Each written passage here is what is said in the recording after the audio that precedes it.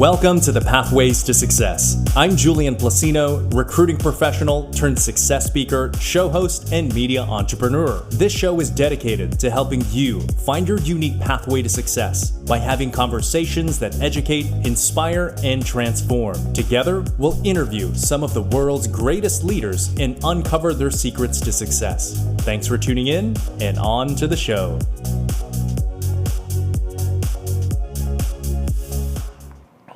Welcome to episode 203 of the Pathways to Success, where we have conversations that educate, inspire, and transform with the world's greatest leaders. I'm Julian Placino, your host, and we have a terrific show in store for you today. Today's episode is sponsored by Code Up, the premier technology career accelerator in Texas.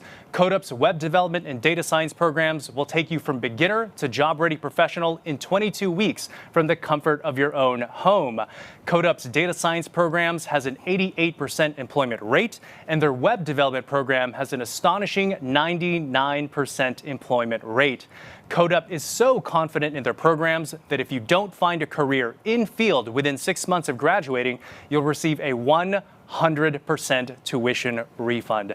So if you are ready to start your career in web development or data science, I recommend you check out CodeUp at codeup.com. That's CODEUP.com.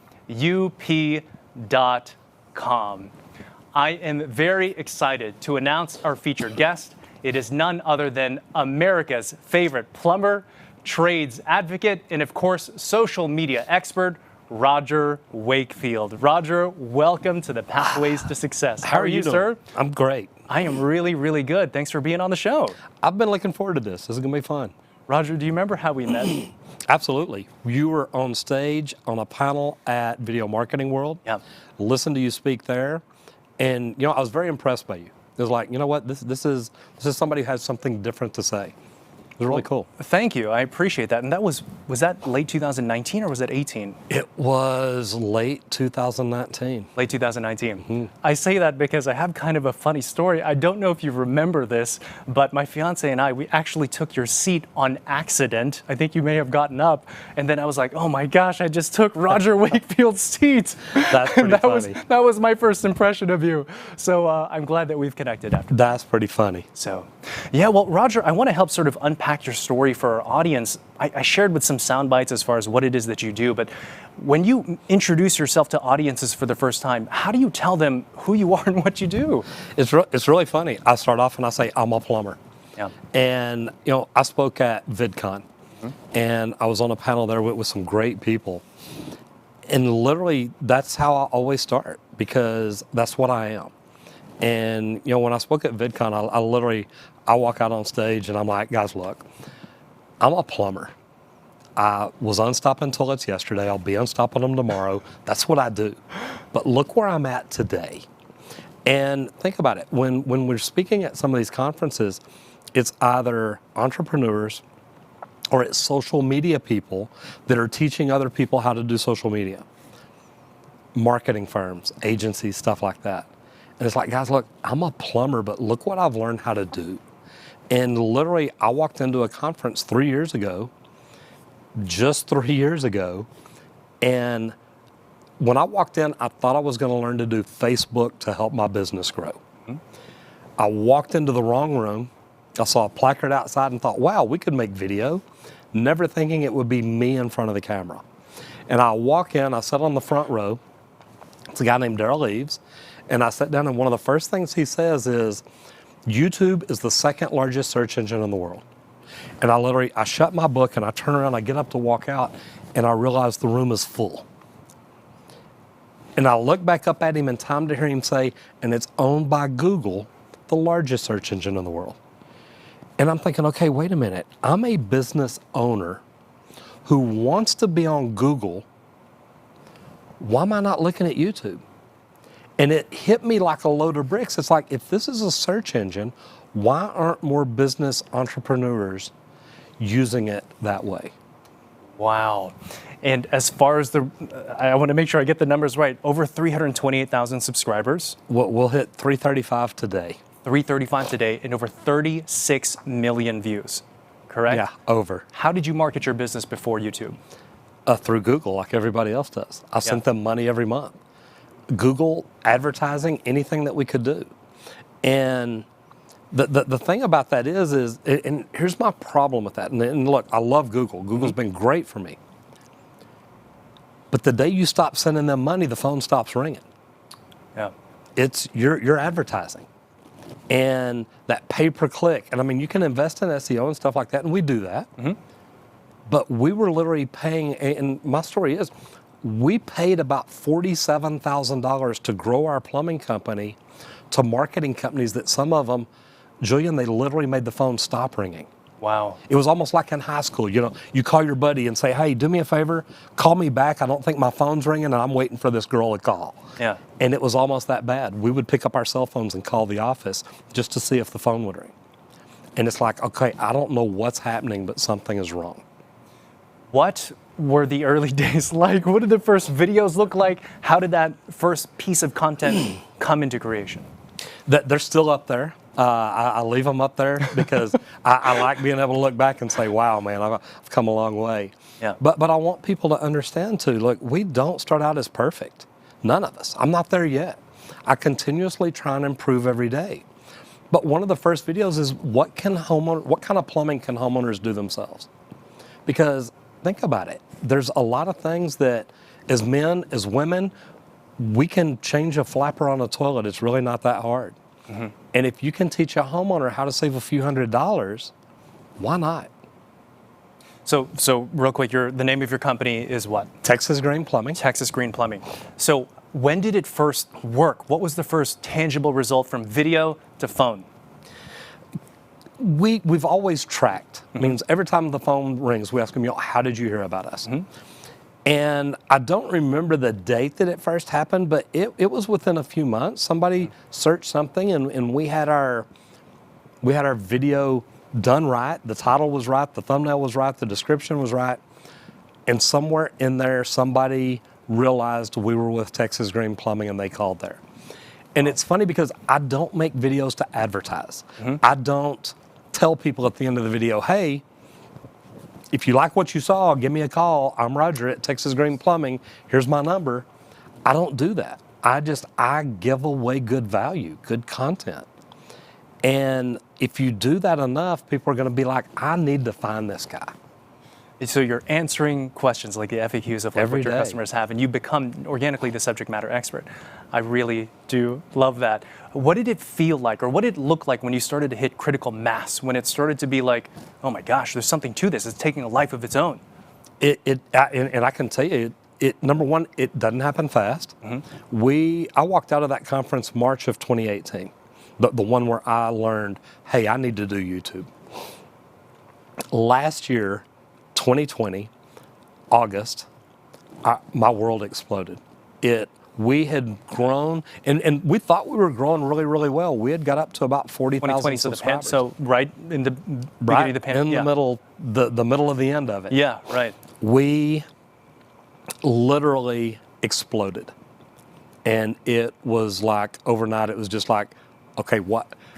Every time I'd pick up the phone, it's like, you just got 1,000 more subscribers. And it's like, what is going on? And it literally was, it was that crazy. Wow. What do you think you have done differently than others jumping into the YouTube game that has allowed you to succeed? I continuously study it. I have become a student of the platform. And when you become a student of one platform, you're really becoming a student of all of them. Yeah. Because they all want the same thing. They want you to keep people on their platform. Right. And when you realize that, you quit doing what a lot of advertising and marketing companies are telling people to do. Look, get in there and tell them, hey, click on this link, go to my webpage. If you do that too well, and 1,000 people come to your video and they click on that link and leave, the algorithm's going to say, quit showing people this video, they're leaving. Instead, just bring great value and be consistent at it. The day I walked out of that conference, I decided I wanted to do 3 videos a week. Yeah. We have done that almost every week since then. Wow. We've got over 600 and some odd videos up. Yeah. We've got videos that have 4 or 5 million views. 37 million views for a plumber that just started this 3 years ago, it blows my mind. Yeah. So Roger, you keep saying that you're just a plumber, but it's very obvious that you're not just a plumber. I see business person, entrepreneur, marketer, like all sorts of different things here, right? But the show is about pathways to success. What did somebody do? How do they think? What are their habits to have had become successful? What's the one lesson we should learn from your life about the way you've conducted it that has allowed you to succeed? Success leaves clues. Yeah. You can look at, and I tell people all the time, people are like, how do I do what you do? I say R&D. And it's not research and development, it's rip off and duplicate. Look at what I do, it's not hard. Yeah. It is, we all look at opportunities that come along. And I'm one of these people, I believe opportunities don't go away, they go to somebody else. So when opportunities come by, I'm big about, okay, let's really look at this opportunity. And sometimes that they're completely disguised, completely covered up. I had gone to social media marketing world to learn about social media, never thinking it would be YouTube. I literally went to learn Facebook. Right. How do I get more likes, friends, and followers?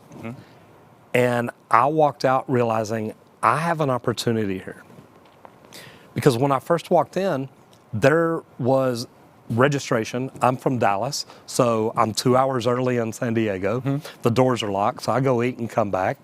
The doors are open. I walk in and said, look, can I go ahead and register? And they said, oh yeah, go ahead. So sign me up. And the girl looks at it and says, okay, Roger, I'm going to find some people to hang out with you. You're a plumber. There's no plumbers here. What other kind of people would you hang out with? I said, roofers, electricians, HVAC techs, something like that. And she scrolls through and she says, there's nobody here like you.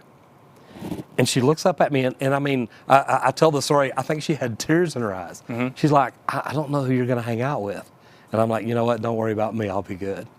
And I'm just like, wow, why is there no one here like me? And I saw that as an opportunity. And it's, what can I do with this that other people aren't doing? And I started becoming a student of it. I love that. It's a neat deal. It really is. And I really am a plumber. You really are a plumber at Texas Green Plumbing, okay. yes, sir. Roger, before we take our commercial break here, you're doing so much. Yes, you have a plumbing business, you're doing social media, you do coaching, you're really passionate about trades. Like, what is your why? What would you say your personal mission is to do whatever it is that you're doing? It's really funny. I came up with my BHAG just a couple of weeks ago. BHAG is? Big, hairy, audacious goal. Okay. What is my goal? My goal is I want to help 2.5 million people. I want to help them get into the trades. I want to help people become better tradesmen. I want to help tradespeople learn the things they need to know to start their own companies. And then I want to help trades company owners get the right tools in their toolbox to grow their business and make the phone ring. And that's probably the biggest one, help the trades company owners. I've laid awake in bed at night wondering, how do I make the phone ring? What do I have to do? And I think I figured out a way to do it that a lot of people haven't. Amazing. And we're going to dig into that a lot more when we come back. So, Roger, we're going to take a quick commercial break to hear from our amazing sponsors. You want to transition out of your career and do something tech related. CodeUp is the place for you. When I came to CodeUp, I was actually working at a chain hair salon. It was just starting not to be for me anymore. My goals were to never work a weekend ever again, to have full health care and benefits, and to just have more time with my son. And now I've met all of those goals. I don't have any regrets. I just regret not coming sooner when I saw those billboards when I was driving down the highway.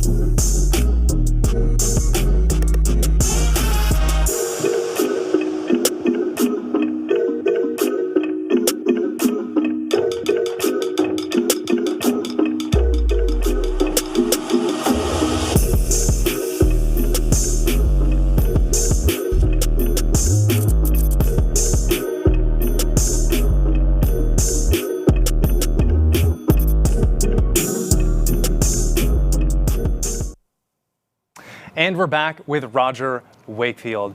Roger, we have a small gift that we'd like to give each of our guests as a token of appreciation from courtesy of our friends at Dead Soxy. It is none other than your very own limited edition, custom designed Pathways to Success. Thank you very much. I like that. Yes. And of course, thank you to Dead Soxy and Jason Simmons for sponsoring the show. All right. So, Roger, I want to jump into the keys to success and the things that you're passionate about doing. We already alluded to it about the trades. I think to a lot of people, they don't really understand the magnitude of the opportunity. So what is the opportunity in trades right now? It's really funny. I started out about a month ago, and I wanted to write a commencement speech. Not that I ever gave it to anybody, but I actually posted it on LinkedIn. And it was, now is the greatest time ever to graduate. Everybody's telling people, look, it's a bad time. There's not jobs. There's not this. There's an opportunity that most people don't even see, understand, or realize. There's over 900,000 unfilled construction trades jobs across the United States. We got to fill those somehow, some way. And the reason being is, look around the entire world we see. Every building we're in, every house, every apartment, the bridges, the roads, it was built by tradespeople. It's going to be repaired by tradespeople. And with 900,000 open jobs right now, and the bad thing is, every year for every 10 people that retire, 5 or 6 people get into the trades. The numbers are going to get worse if we don't do something about it. And the opportunity, therefore, goes back to supply and demand. 5 years from now, I think plumbers are going to be making $100 an hour on their check. Wow. $100 an hour on their check. So me as a plumbing company owner, when I have to charge you to come out and work on your plumbing, you got to remember, I'm paying that plumber $100 an hour, plus parts, materials, everything else is going up. Plumbing companies are going to be charging $800, $900 an hour. And people are going to be like, well, why is it so expensive? Because y'all told them forever they have to go to college. Students went to college forever because they've been told, you will not amount to anything if you don't go to college. Mm-hmm.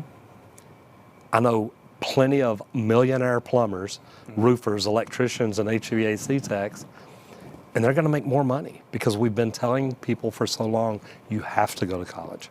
Would you say that is the primary driver of why there's such a gap right now? Absolutely. Wow. I think for years, I mean, think about when you were in school. Mm-hmm. I'm from the same area you're at. I was told, and I graduated long before you, you've got to go to college. If you're going to amount to anything, you've got to go to college. I didn't. I got in the trades. Mm-hmm. And it's been phenomenal for me. What do you think is the biggest misconception then? I think that everybody has it in their mind that it's a low-class job. Okay. It's like, look, you're a tradesman. I remember I moved down to Austin for a while and was working down there, and I remember being out and people say, oh my gosh, what do you do? It's like, I'm a plumber, and they're like, ooh, you're a plumber.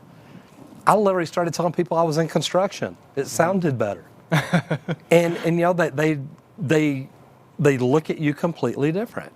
And it's really funny because, look, now I tell people, look, man, I'm a plumber. I tell them every day. I'm proud of it. I have a life that I enjoy. I've got people that work with me and work for me. And I've got a house. I've got a truck, a Jeep. I mean, I'm living an amazing life. Better than I probably deserve. Yeah. But it's because I got into the trades and I'm like, look, I can become good at this. So to me, that's part of it, is don't just get in the trades, become the best tradesman you can be. And man, you can have an amazing life out there. I love that. It's good. I want to give a shout out to everyone here tuning into the live stream. I see Allison, I see Billy, Sherry. Thank you all very much for tuning in. If you have any questions for Roger, feel free to chime in here into the chat here. So actually, Katie's making a comment. She says, "Never thought YouTube as a search engine that can help your business. Really cool way to look at it." Oh my gosh! Thank you, Katie, for your comment here. That is actually what I started to experience when you were talking about, like your story about getting into it. You said YouTube is number 2 and then Google is number 1. So it absolutely makes sense. That's where you need to be. And the neat thing is, number 1 owns number 2. Mm-hmm. So if you go to Google and search something and somebody has a good video out there, mm-hmm. guess where Google wants to send you to? It wants to send you, yeah, exactly. Absolutely. Yeah. So our second key point here, well, first off, is there anything else you want to add to the trades? If you're making call to action to convince people, look at this as a viable career, what would you say to them? The biggest thing is the opportunity is real. Mm-hmm. And don't just listen to me. Do research. How many construction trades jobs are open right now? That's what I started doing, is looking at research. And I thought, if there's 900,000 open right now, mm-hmm. and there's less people getting in every year, there's more people retiring every year. The average age of the construction worker in America is between 45 and 55 years old. It's not young people anymore. Changing, yeah. These people are going to be retiring. Mm-hmm. And when there's a mass exodus of construction workers and our numbers are declining on people getting in, supply and demand is going to take over. And it's going to be like, look, I've been doing this for a while. I'm good at it. I'm worth more money than you can imagine right now. And when you teach the trades, do you teach them to be an individual trades person or to start a trades business? I actually, and I've got different levels of things that I teach. Mm-hmm. The thing I'm doing right now is just teaching them how to get into the trades. Gotcha. There is no clear pathway because our counselors, our administrators, we're not telling them because they don't know.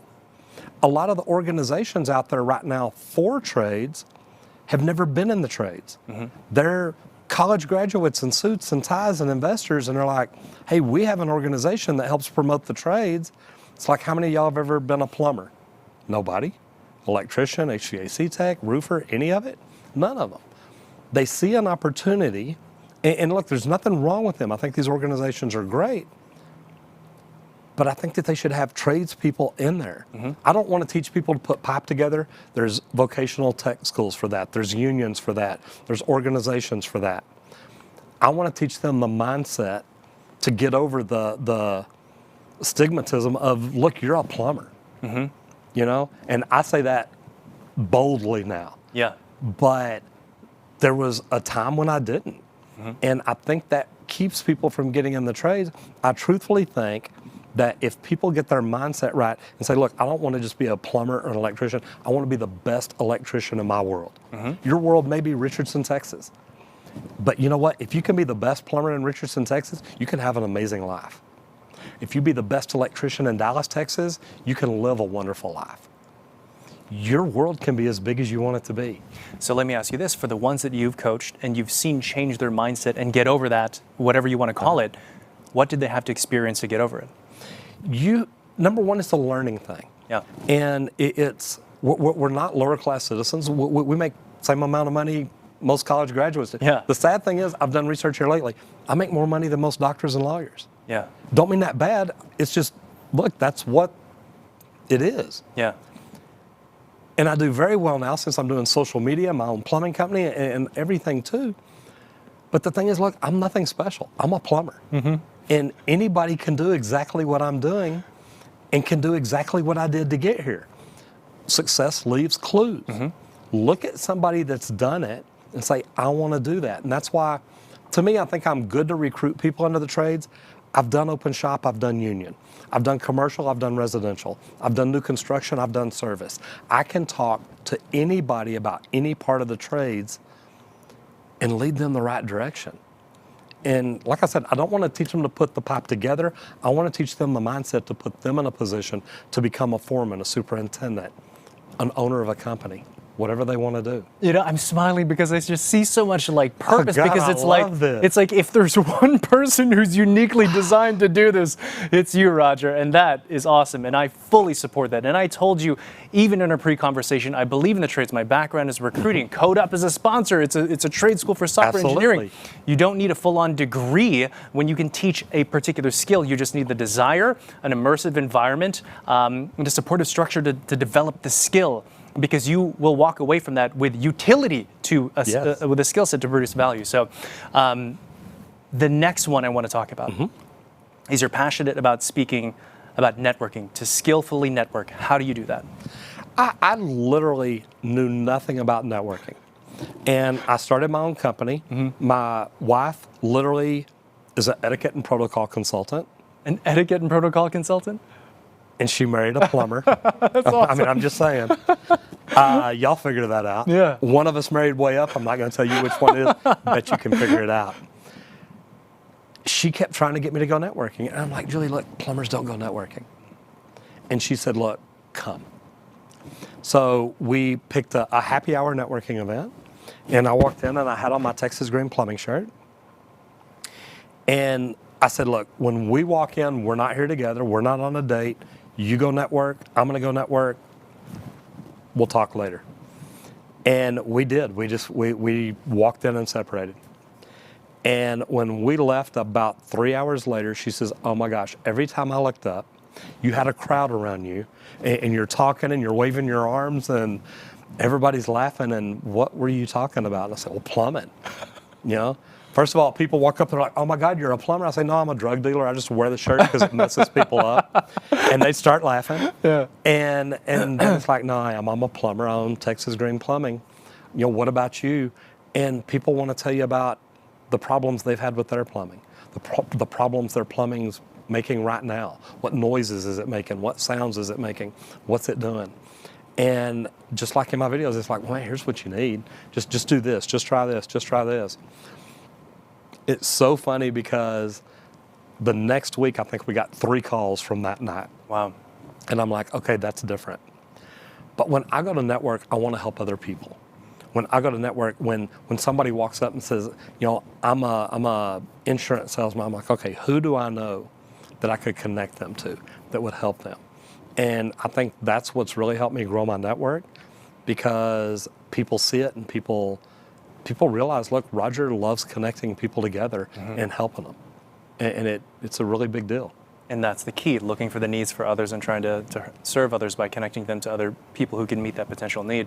Another thing also that you mentioned is you attract people, right? And I think it goes something to the effect of, in order to be interesting, you must be interested. Like when you're really into something and passionate, you sort of attract the kind of other people who are into that as well. And I think that's been a huge key. It's nice because, especially in the networking part, yeah, I am truly interested in helping other people. Yeah. And when I do meet people, and I understand how to network. I'm not there to meet everybody. I'm there to meet the people that I think I need to meet. But there's some people that come up to me and are like, look, I need to talk to you. Okay, what can I do for you? And if we look at it that way, if we walk into a networking event and say, look, I'm here to help others, you would be surprised how many people want to help you. Yeah. And it's like, look, that's not what I'm here for, y'all. I'm here to help others. And people call and say, oh my gosh, you met somebody last week and they told me I need to call you. And it's like, okay, that's pretty cool. That is sage advice. Roger, I want to close with one more topic here, and it is how to set yourself apart. And my audience, they consist of entrepreneurs, corporate professionals, student leaders. What's the best general advice that you could give all of us about how to set ourselves apart? Everybody says different is better. Be different, that's better. That's not necessarily true. I can do a podcast different from you and not have good mics, cameras, lights, or anything else, and it's not going to be better. If you want to be better, you have to study to be better. When we started making YouTube videos, I knew I can't compare my day 1 to somebody else's day 1500. I can't compare my video 1 to somebody else's video 600. So my thought was, look, if I can get 1% better every time, that's not asking for a lot. If I can get 1% better every single time, 100 videos later, I'm 100% better. I'm still not perfect. Still not perfect now. But every time we walk into the studio, every time we come up with a content idea, every time we look at new equipment, what can we do to get better? And if you strive to get just a little bit better every day, it's not trying to eat the elephant all in one bite. It's, look, we can get through this one bite at a time. Don't just try to be different. Try to be better. Yep. And study other people and look at them and see, what can I do to do better than that? And it works.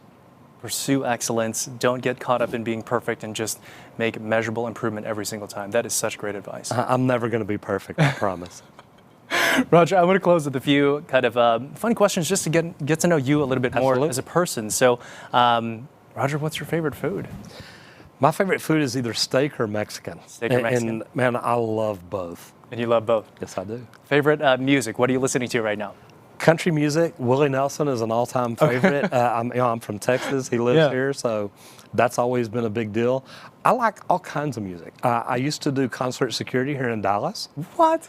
The venue, I still call it Starplex. It's Dos Starplex, Equis. Yeah. I was the pit supervisor right in front of the stage. Out of town. I have done everything from the music of Andrew Lloyd Webber to the dance guy, Michael Flatley, the tap dance guy. Okay.